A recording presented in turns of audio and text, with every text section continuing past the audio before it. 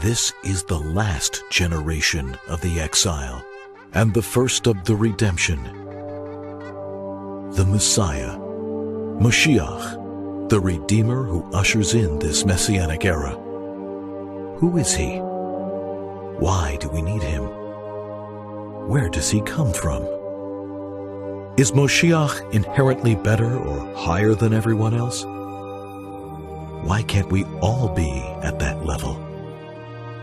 Join Michael Chighel for coffee with renowned lecturer Rabbi Friedman and get to the heart of what Judaism really says about the Messiah mystery.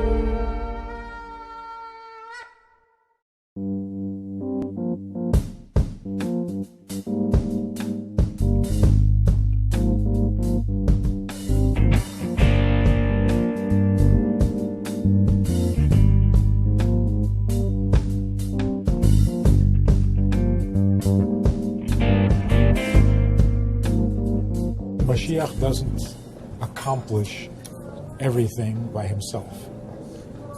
It is a collective effort, and it is the result of thousands of years of input by individuals and so on. And particularly with our generation, when we're putting the final touches on it. And yet there does have to be a man as well. It's not, the man is not superfluous to the endeavor, to the messianic endeavor. When the masses in Russia were fed up with communism, nothing happened until Gorbachev stood up and said, "We're fed up." They said, "Right." Ditto. Right. There's got to be a voice. There's got to be a figure. Nothing ever happened, good or bad, by consensus. There's got to be an individual that gives voice to what the people are thinking or wanting or so on. Is that basically it? He's a voice piece? Or a reflection maybe, a mirror? Or for what everybody is? The embodiment of what people are striving for or looking towards and so on. So they find the perfect model for their value, for their goal, for their desire. It doesn't seem very glorious when it's put that way. Why does it need to be glorious? It's true. It's a lousy job somebody's got to do it. It is. It's a difficult job. Yes, I'm sure. A nasty job. But imagine Mashiach in therapy. Well, it's a nasty job, and somebody's got to do it. Nobody appreciates me. Nobody appreciates it. So the age of Moshiach is not an unkosher or non-kosher concept. Yemais HaMoshiach is a very important reality aside from Moshiach himself. In fact, there is an opinion in the Gemara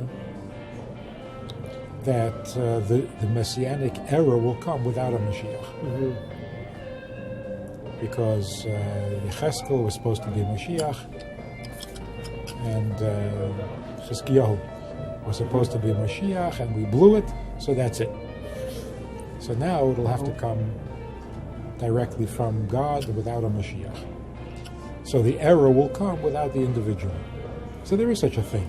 Of course, that's not the way Rambam rules. So there will be a Moshiach, and Animamin means not the age, but the person. So thinking of it as an age is not wrong, as long as you're not excluding the individual. But together, the age and the individual, that's why we always say, this could have been Moshiach, but the time hadn't come. Oh, so he was Moshiach, but the time was not right. Or the time was right, but nobody showed up. There was no Moshiach. So you got to have both together. And again, that's not mysterious or mystical. Nothing ever happened in history, good or bad, without a figure, without a catalyst. Is it a democratic impulse that shies away from the idea of a man as well? Is that simply it? Or is it like Korach? Is that what it is? Korach was basically saying, why you? Why can't I be Mashiach? Why can't we all be Mashiach? I think it's an arrogance. Nobody is going to tell me. Yeah, what's so special about it? Right. And but that arrogance, of course, the charge that arrogance claims is arrogance itself. Yes. Korach says, "Why are you so arrogant to claim the title of Mashiach When it could have been me. when it could have been me or any one of us?" But we can see from the story of Korach, it doesn't work. We're all great. It doesn't go anywhere. It doesn't go anywhere. You've got to have somebody who knows how to harness those feelings or those impulses and make it work. Otherwise, it's just a passing feeling.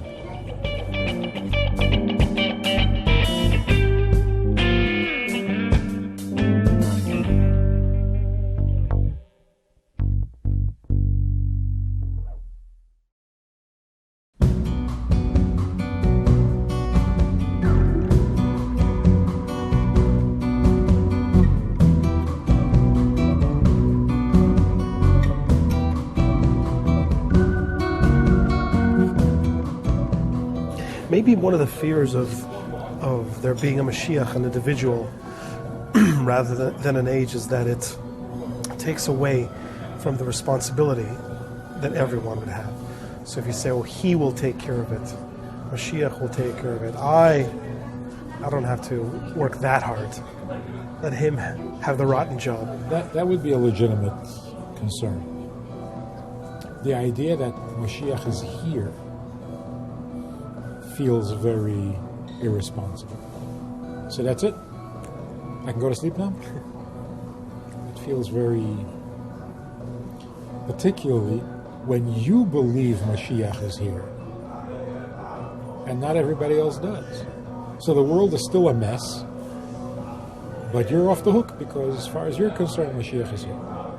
That's very irresponsible and very non-Jewish. I told some guy, a missionary, he says, so Jews rejected the message of the Messiah. I said, no, we rejected him before we heard his message. What do you mean? He said, what do you mean? I said, as soon as somebody said, this is the Messiah because he was born under a certain sign, we said, forget it. Not interested. That's the only criterion you mean, or what? That's it, he's Moshiach because of a sign. Grow up. That's dangerous stuff. And it's very un-Jewish. Although we have the Davidic lineage, it's not really a sign, it's just one of the criteria, I guess. It's basically a basic criterion of... It's a royal family. And in that royal family, there have been some real stinkers whom we reject. So it's not like if you're born under this sign, you're in. But this whole thing of relying on signs, that's pre-Torah.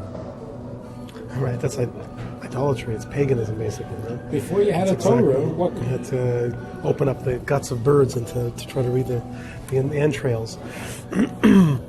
So, is it possible that in the Messianic age, that the age becomes so perfect, so refined, that Mashiach himself becomes redundant? Or is it something about human nature that is absolutely eternal?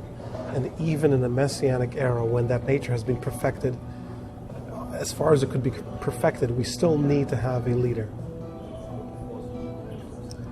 Why would that be? Why can't we? As long as there's going to be movement, there needs to be a leader. If we reach a point of stagnation or enervation, or whatever it's called, then you don't need a leader because you're not going nowhere. As long as there's movement, there has to be a leader. Because why? Because it needs direction, a director. That's what it needs. Direction, and it needs rhythm. It needs. But does it also imply that the director is one step ahead? Yes. Otherwise, it's not a leader. Otherwise, not a leader. So there will always be someone who's a step ahead, even when all of humanity has come to a very sublime perfection. There will always be somebody ahead. Yeah. And because he's ahead, he can lead.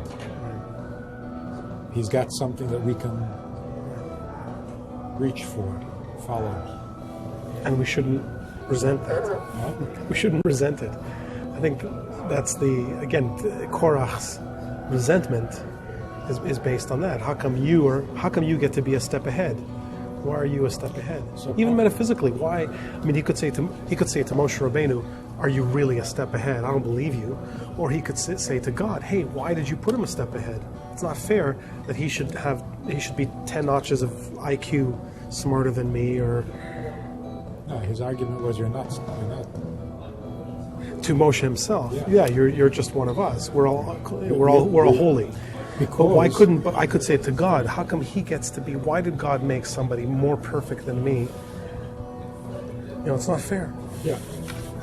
Somebody gets to be step ahead. You can make that argument. Won't get you anywhere, but Korach felt that they had arrived, that the journey was done.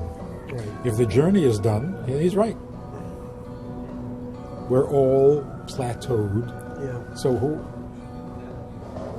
So by saying Moshe is the leader, you're suggesting that we're still on the journey and we have not arrived, which is an important thing. The journey never ends. We never arrive. Even with Moshiach, we don't arrive. Right. Even in the most Moshiach is just the beginning, not the end.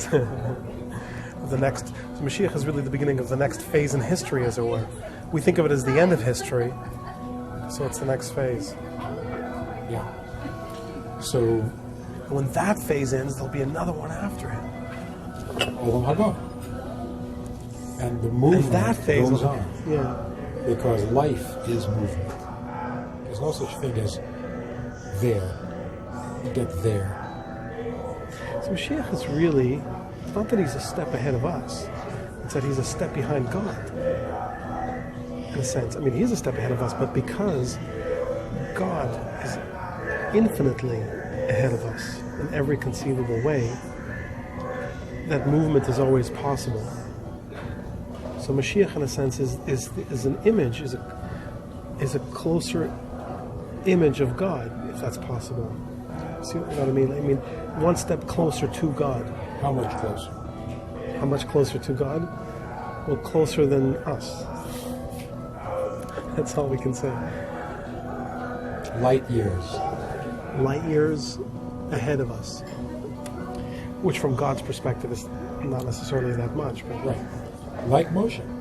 Right. How different was Moshe from Korach? Yeah. Older. Was a little older. He was a senior rabbi. He was light years ahead. Yeah. He was in a different dimension. That's called a leader. A leader is not some guy who's a page ahead of you in the book.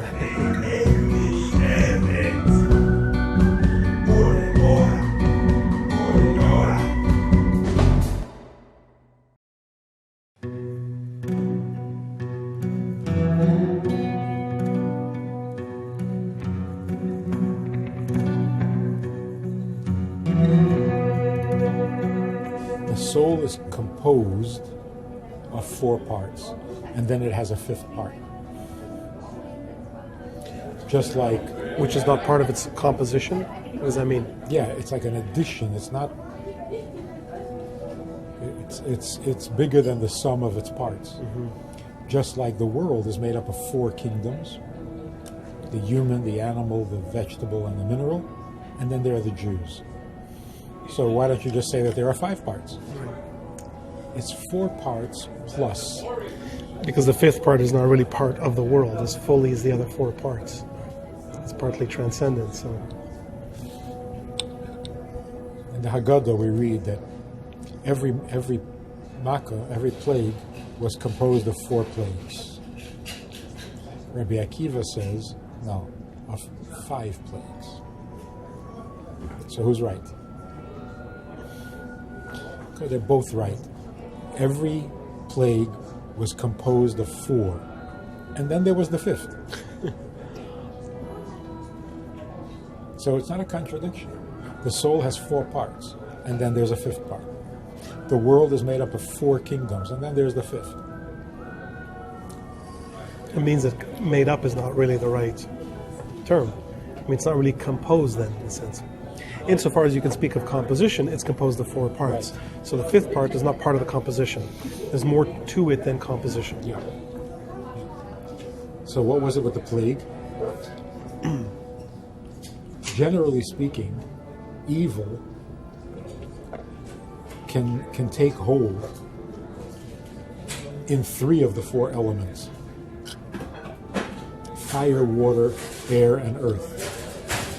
Evil takes hold in three of them, Yeah. but not the 4th. Earth is never unholy. In Egypt, the evil was so bad that it affected even the 4th. And that's why the Haggadah says, you want to know what the plagues in Egypt were? To clean up the mess, they had to clean up all 4 parts. It doesn't happen anyplace else. Every place else, it's only 3 parts. In fact, anything that is impure, if you bring it back to the earth, it cleans it. Mm-hmm. So something's not kosher or an nice. earthen vessel, Yeah. if you break it and it goes back to being earth, Yeah. you can now use it again. What about the 5th then of Rabbi Akiva? Was that saying that there Now was Rabbi Akiva comes along and says, as long as we're talking, you want to talk impurity? I'll show Egypt you was so impurity. evil Yeah. that it affected even the 5th part, Right. the 5th element. No, but there is no 5th element. What's the 5th element? The 5th element is the power that holds the 4 together. Like the strong force. Right. That power was undermined because In the 4 are Egypt, falling apart. even that became unholy. So the plague had to fix even that. So why don't we just say all 5 parts? 4, and Rabbi Akiva says 5. So again, the same idea. There are 4 that are the substance, and then there's the 5th, which is beyond. In the soul, there are 4 parts. The part that produces emotion, the part that produces intelligence, the part that produces faith, and the part that produces self-sacrifice. What else is there? Self-sacrifice. You killed yourself. What else is there? That's like in the Shema, all your heart, all your soul, and all your might.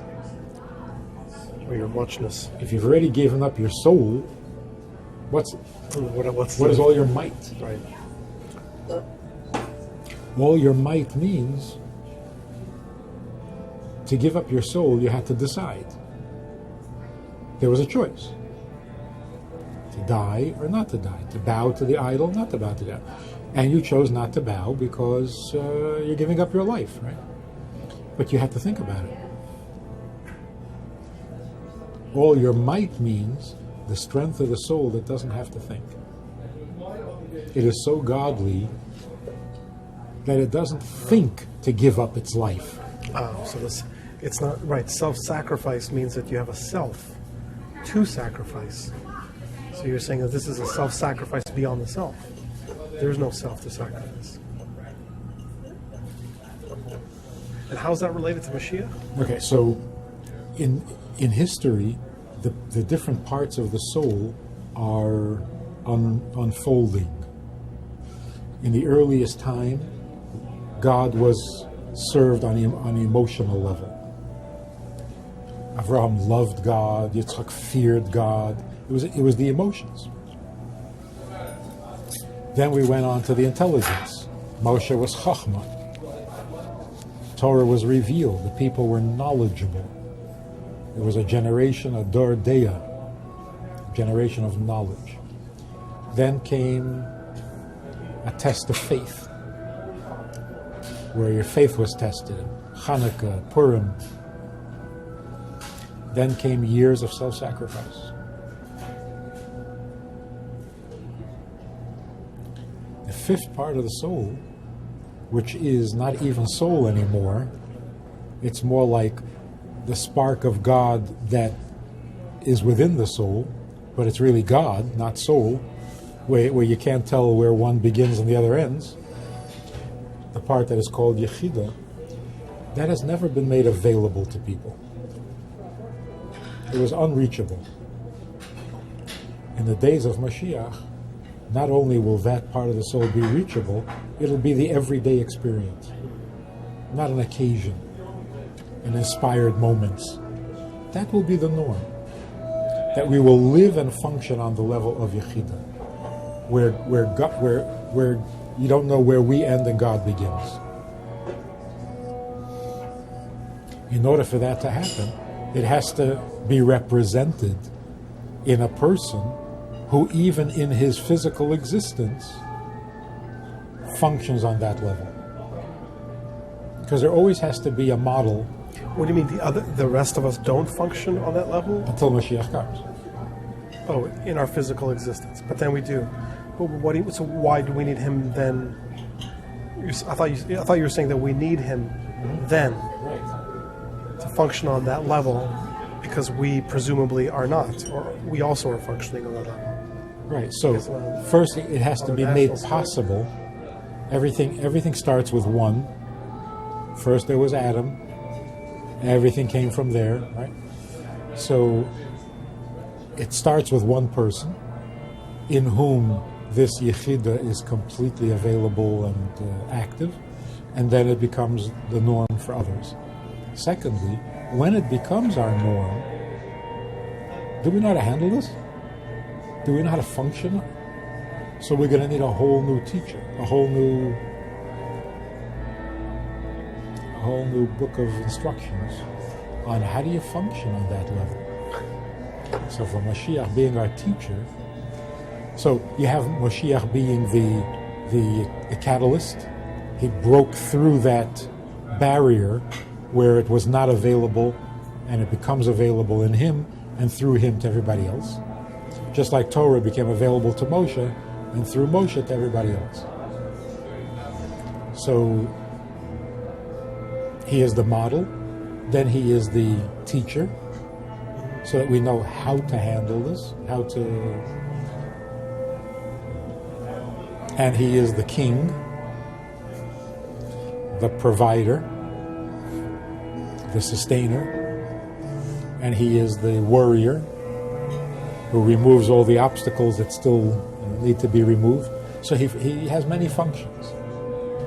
But the main feature that makes him different from everybody else, from Adam, from Avraham, Yitzchak, Yaakov, Moshe, David, what makes Moshiach different is that his Yechidah is not an occasion, it's him. That defines the era and the person. It's the era of the fifth part of the soul, and Moshiach is the embodiment of the fifth part of the soul.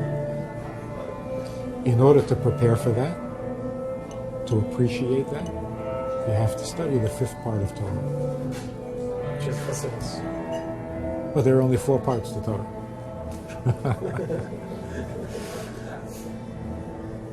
And there are only 4 parts to the soul. And there are only 4 parts to the universe. When we say that that the world is made up of 4 parts, and then there's the 5th, there is no 5th. The 4 covers everything. Right. So what's the 5th? The 5th means take that deeper. Yeah. So it's not another. It's this much deeper. So everything changes. So when all you the have, dimensions get affected along with right. it. Right. So when you have the 5th part of the soul, it doesn't mean you're detached from the physical, or you're out of your body, or you're no. Every part of the soul now becomes deeper. And that's what Chassidus teaches.